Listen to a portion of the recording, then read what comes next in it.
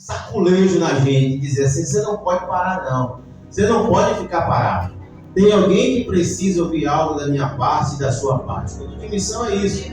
Venhamos adorar o Senhor pela sua beleza, da sua santidade, adorar a Ele, porque Ele é bom. Mas quando chegamos aqui, o Espírito Santo sacode, tem que sacudir a sua alma, você, porque nós não podemos parar. Foi nos entregado aqui. Eu gostaria de agradecer a sua oportunidade, agradecer aos irmãos, aos obreiros, aos pais do consumidor. Mas eu gostaria de ler aqui, pelo tempo que nos foi concedido, em Mateus capítulo 9, versículo 35. Vamos correr por causa do tempo. Mateus capítulo 9, versículo 35. Eu gostaria de falar aqui sobre 3 ferramentas de um ceifeiro.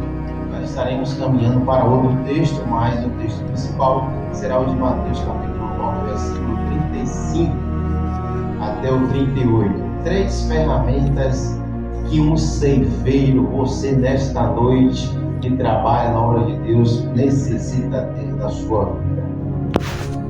Todos acharam, amém? Glória a Deus. Pode dar glória a Deus. A Bíblia diz que Abraão ele foi fortificado na fé, dando glória a Deus. Então aproveita, se sua fé está aí fraquinha, se está precisando fortalecer, eu disse: Senhor, aumenta a nossa fé. Abraão teve sua fé fortalecida, dando glória a Deus. Está lá no livro de Romanos. Mateus 9,35 diz assim: e percorria Jesus todas as cidades e aldeias. Então observamos aqui que Jesus ele caminhava. Então, para eu fazer missão, é necessário eu caminhar, andar, prosseguir, sair. Como foi falado aqui, não podemos ficar presos nas 4 paredes. Lembrando que a igreja do Antigo Testamento, a igreja, os judeus, eles tiveram que sair, porque eles queriam ficar em Jerusalém. Então Deus assim manda a perseguição para que eles possam pregar o Evangelho.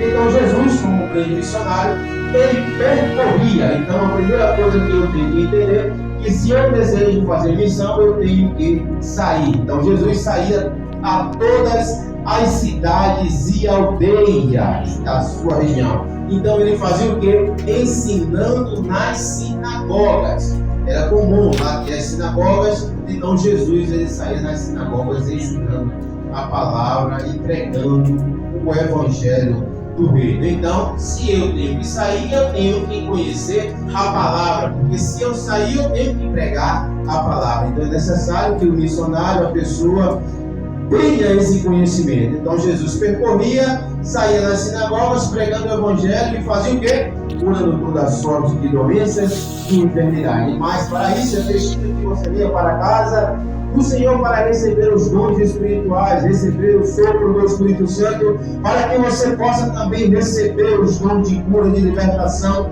para que as almas sejam libertas. E o versículo 36 diz assim: e ao ver as multidões, aqui é o primeiro ponto da visão de um missionário, ele tem que ver não só com os olhos físicos, mas com os olhos espirituais. Quando você estiver passando por essa rua, aonde você estiver, no seu bairro, na sua casa, quando você ver alguém passar, você tem que ver com o olhar espiritual de Cristo, para entender e sentir que aquela pessoa precisa de salvação. Eu vou falar algo aqui nessa noite com você. Se der tempo, eu espero que dê tempo, mas você vai ver o perigo de uma pessoa não aceitar Jesus. O que vai acontecer com esta pessoa. Então Jesus, ao ver a multidão, eu preciso ter os meus olhos espirituais abertos para ver as multidões. Porque se eu não tiver os olhos espirituais abertos para ver a necessidade das multidões, como eu irei fazer missão se eu não vou enxergar? Então Jesus, ao ver as multidões a gente vê direto, multidão em Catu, mas aqui Jesus está vendo com outros olhos. Por quê? Porque a Bíblia diz que ele teve compaixão delas. É necessário eu ter compaixão, mesmo sentimento de dor em Cristo Jesus, para realizar a obra de Deus. Por quê? Porque eles andavam, número 1, desamparadas e errantes. Quantas pessoas você conhece que estão desamparadas e errantes? Quantas pessoas nós observamos e vemos e muitas das vezes não damos uma palavra de Deus, até o Espírito Santo fala no nosso coração e nós não vamos lá levar esta palavra, porque andavam desgarradas e errantes, como ovelhas que não têm pastor.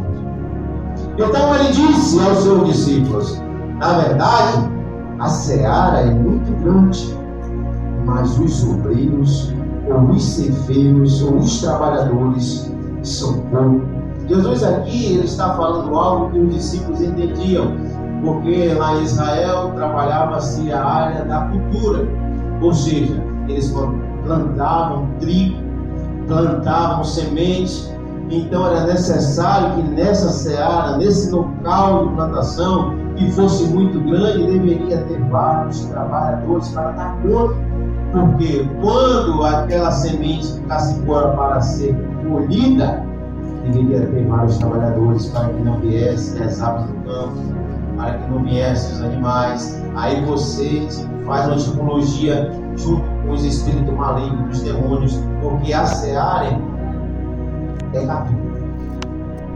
Os ceifeiros são os... E aqui me entregou algo porque Jesus disse: a seara